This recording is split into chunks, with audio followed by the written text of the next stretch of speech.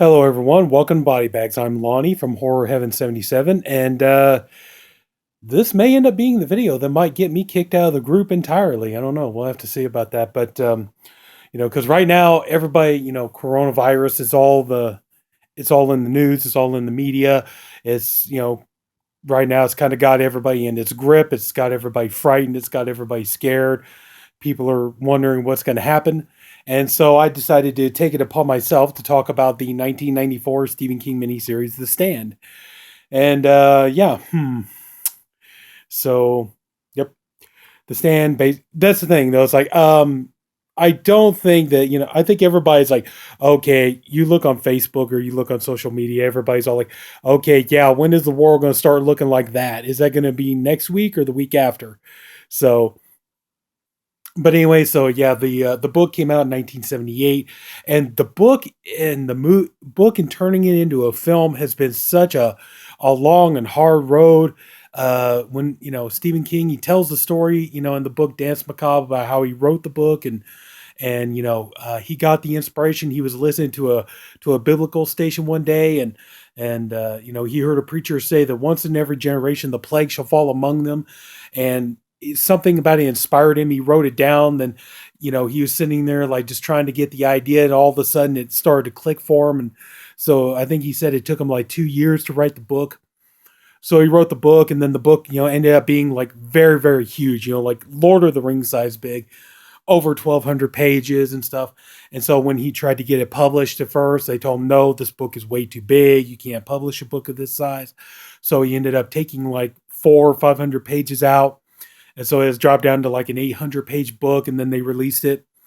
And then during the years, George Romero was originally signed to direct the movie, and just other directors, other writers were brought in to work on the script and everything. But this thing kept running into the same problem. They wanted to do it as a theatrical movie. Didn't even come up, early as a TV miniseries. They wanted to do it as a theatrical movie, and just, nothing was working. The book was just way too big. There was just too much. They couldn't squeeze it into a 2 or 2.5 hour movie. And just, eventually, unfortunately, Romero left the project, and just time went on, or he left the project or he lost the rights to it.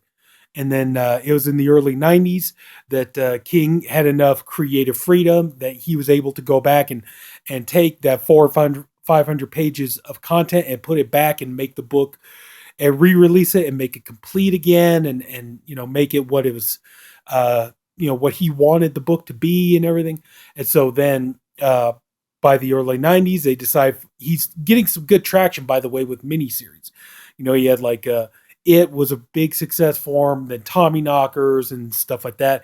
And so he finally decided probably the only way this is ever going to get done is it's going to be as a TV miniseries.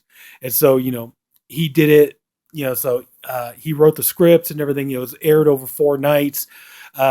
It's about 6 hours long minus the commercial, it's 8 hours minus the commercials. So it runs about 6 hours. And they did the best they could, but again, ran into this problem that, they were only allowed so much time with the miniseries. And so King adapted basically the 800-page book version into this miniseries. And so right now, later on this year, they're supposed to be doing a remake of this miniseries that King authorized, and the director Mick Garris is okay with and everything, because this will be a miniseries that's going, I believe it's going to be CBS All Access, but this is going to have like all of the whole thing. The whole book is going to be done into a miniseries. It's supposed to have James Marsden and Amber Heard, and so she's probably abusing everybody on the set and stuff. But anyway, anyway, to get into the story, this aired over 4 nights. The first part is called The Plague, and what ends up happening is in Nevada, or was it no? Oh, I forgot where it was. California, I think. Anyway, there's this military installation, and what they're doing is they're working on this biochemical weapon that's basically going to be used in warfare. And what it is, it's a flu bug. And anybody that gets exposed to this flu bug, something, that's the thing. King has already gone on record saying, stop comparing this to coronavirus, because it's not the same thing. Okay, there are people who have contracted coronavirus and have died, yes, but there are people who have contracted coronavirus, like Tom Hanks and his wife, and they're doing fine. They're surviving. They're mending. They're taking care of themselves. They're doing what they got to do. So you know, people who get coronavirus can survive it. Whereas in this, if you catch this flu, what they call Captain Trips, if you catch it, you have no chance of surviving. And during the first part of it, during the first episode, pretty much everybody dies except for 1% of the population. And we kind of go back and forth. We're seeing like a certain group of survivors. Now, one thing, this miniseries has a huge cast, and there's so many familiar faces in here. Your lead is Garris, who, Lieutenant Dan. You got him. You got Molly Ringwald, who, funny story real quick. I know a lot of guys who, well, not a lot, but I know a few guys. When it comes to Molly Ringwald, they didn't like her back when she was in her John Hughes days. Pretty Pink, Breakfast Club, 16 Count. They did not like her. They didn't think she was attractive. She did nothing for them and stuff like that. I always liked Molly Ringwald. I always thought she was a cutie. I always did. And, but the thing is like, they didn't like her in those movies, but when they saw her in this, they're all like, damn, I never realized how hot she is. God, she looks good. It's like, so I think, to a lot of people, I think, she's one of the kind of women, she gets older, she better with age kind of a thing. But, you got Rob Lowe, who, that was an interesting story. They reported that in Fangoria, that Rob Lowe was such a Stephen King fan, and he was such a fan of the book, and he really wanted to do this so bad that ultimately he took a huge pay cut to get the part. And you got, like so many people. I can't sit here and name off all the people in this movie. There's too many. You got the late, great Miguel Ferrer is in here. Shawnee Smith, Amanda from Jigsaw or Saw movies, she's in here. Ray Walston.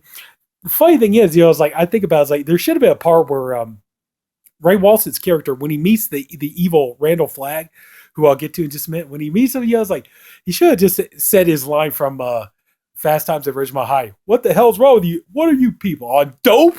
He should have said that. But anyway, though, no, just but so many big name people, and a lot of you got like Ed Harris doing a cameo. You got Kathy Bates doing a cameo. King himself plays a little role in the movie. Mick Garris, the director, and his wife both play little roles in this movie.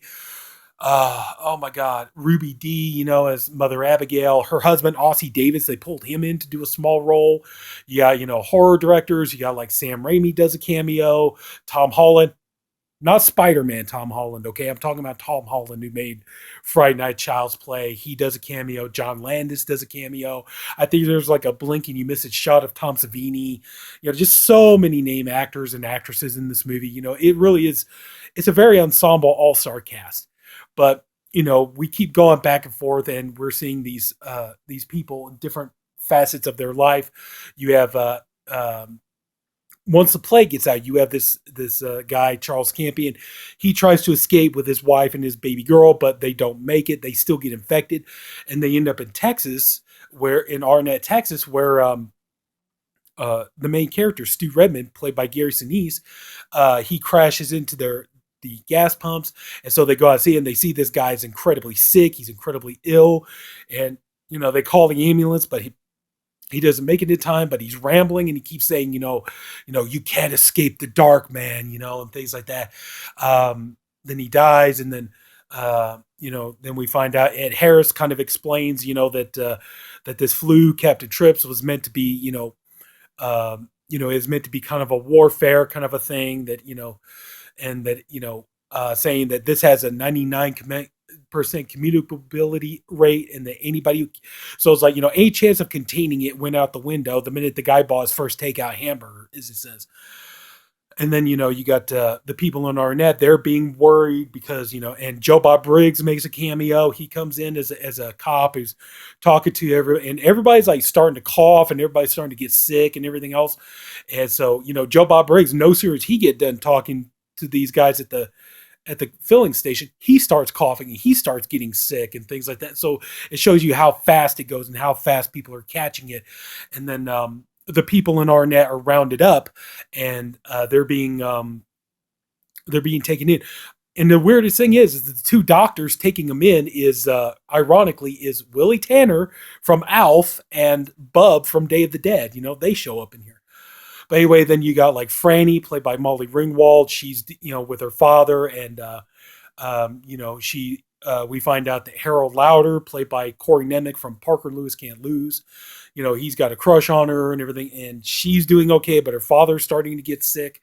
You have Larry Underwood, Adam Stork, which I'm surprised I don't see more of that guy. But anyway, you got all these characters and stuff, and that's the thing. I only got so much time, so I better kind of speed through this a little bit. Kind of hard when you're talking about a 6-hour miniseries, but ultimately, what ends up happening is that so many people get sick and so many people die, except for 1% of the population. And then what ends up happening is in the second episode, called The Dreams, is where the people who are surviving, they end up having dreams. Either like you got the character of Nick Andros that Rob Lowe is playing, who's having dreams of a character named Mother Abigail that Ruby Dee is playing. And Mother Abigail is basically, she's kind of like a prophet of God. She's like a disciple of God, basically.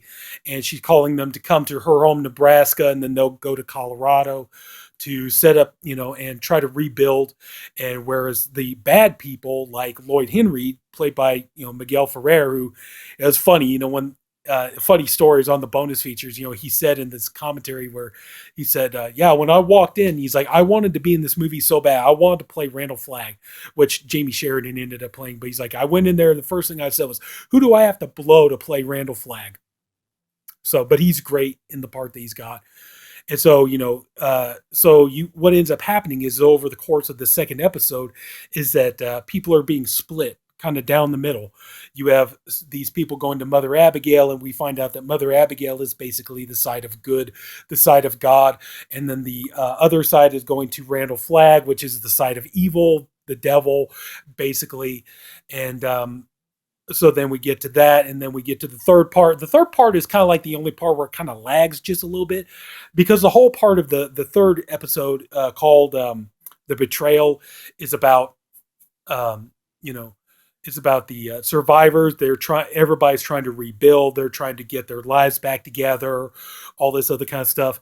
And then the character of Nadine, played by Laura San Giacomo, who she was Julia Roberts' best friend in Pretty Woman.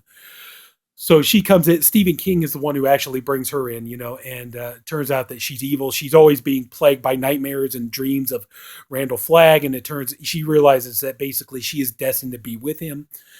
But he tells her to go to Colorado, and so she's there, and she tries to get back with Larry because she's trying to resist, but Larry has since moved on, and she because Flagg is sending her messages telling her to, she ends up going with Harold, Corey Nemec's character, and the two of them, they start having dreams and visions, getting messages by Flagg telling them they need to betray and kill everybody and all this kind of stuff. So Harold ends up finding dynamite, and he ends up storing it in the house where, the people were like Stu and Franny, and which also too is like, Harold is absolutely, even though he acts like he's not showing it, he's absolutely furious that Franny falls in love with Stu, and the two of them end up together because he wanted her. But when Nadine comes in and she seduces him, and they have all this kind of weird sex going on and stuff, and he's able to be seduced by Flagg, and so they end up killing a lot of people. And then we find out at the end of the third episode that Mother Abigail, she tells the main male characters, Glenn, Ray Walston's character, Stu, let's see here, Larry, and Ralph, tells them that they have to go to Las Vegas, and they have to confront Flagg, and they have to stand in the name of God and things like that. And of course, Molly Ringwald, she doesn't want Stu to leave, and so she's like, please don't go, don't do this. And he says, I think if one of us refuses, then we will all die. And so the end of the third episode shows, our four, main guys making their trek to Las Vegas to basically meet their final destiny. And then you get to then you pretty much get to the fourth episode where, we find out all these people that Flagg has seduced and everything, he's kind of turning his back on them, and they find out that they've been tricked, like in the case of Harold or the case of Nadine, and she finds out that Flag really is evil. He's the devil, basically, or he's a demon, one or the other, and she ends up becoming impregnated by him, and so we realize you have Franny, who's pregnant, and her child is going to represent the child of good. And then you have Nadine, who's pregnant. Her child's going to represent the child of evil, sort of an antichrist, kind of a Rosemary's Baby almost scenario. And then, so then we find out that Flag, his empire in Las Vegas is falling apart. He's got spies in there that are reporting on him. He's got people like, like John Landis's character saying, like they thought that, they were going to have all this great fun and sin and debauchery and everything else. And they're all like, no, you can't even have a drink. You can't do drugs, no, John Landis, says, I thought there'd be some whores, it's like, there's no whores and all this stuff. And, talking about like, it's just all kind of starting to come apart. And then, basically, as they're approaching, Stu hasn't, Garris Sinise's character, he has an accident where he's there by the cars, and he's, basically he's pretty much out. And we realize that basically his role is to witness the final confrontation between, the good and evil. And he's to go back and basically live to tell the tale kind of. And then, Larry and Glenn and Ralph, they go on to Vegas, and they meet up, they stand up against them. And then, we get into the climax, which I'm going to not go too into in case you haven't seen it. Like I said, just, that's the problem. Like I said, when you're talking about a 6-hour miniseries, it's just so much to talk about. And, this is a very well-made miniseries. I think it's, incredibly well done for the time. I can actually understand why there's going to be a newer version, not just because of the chance that, now there's going to be a miniseries version where they can adapt the book in its entirety, and we can finally get that full version of The Stand altogether. But, the thing is this was a 1994 TV miniseries, aired on ABC. So there were, even though this miniseries did kind of pave the way for, kind of like loosening the reins on what they allow to be showed on TV, there still is a lot of restrictions on this miniseries.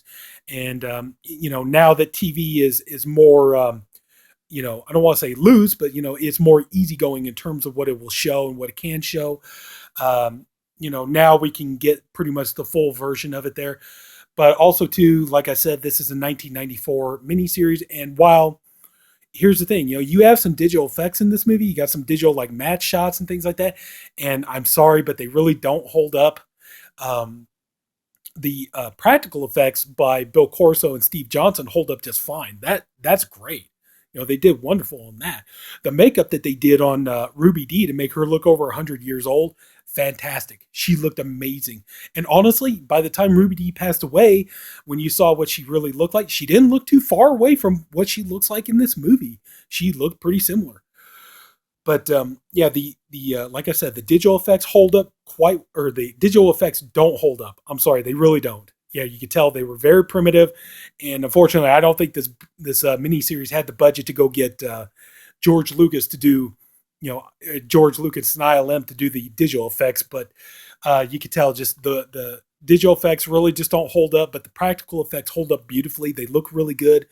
But overall, there are some genuinely scary moments, some genuinely creepy moments, like in the first episode where Stu is trying to get out of the CDC, and there's like bodies everywhere and stuff. That part is really creepy. And then like in the second part where Larry's going through the Brooklyn Bridge, that there are some genuinely scary parts. A few jump scares, I do admit, but still some genuinely scary parts. But a lot of the 6 hours is meant to build character and to create the story, create atmosphere, tension, and everybody is great. As far as I know, there's really no weak links in the acting. Everybody does a great job with their roles. King wrote a lot of good characters, a lot of good dialogue.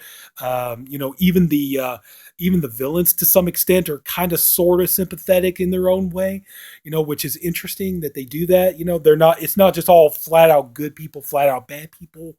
That everybody's a little bit different.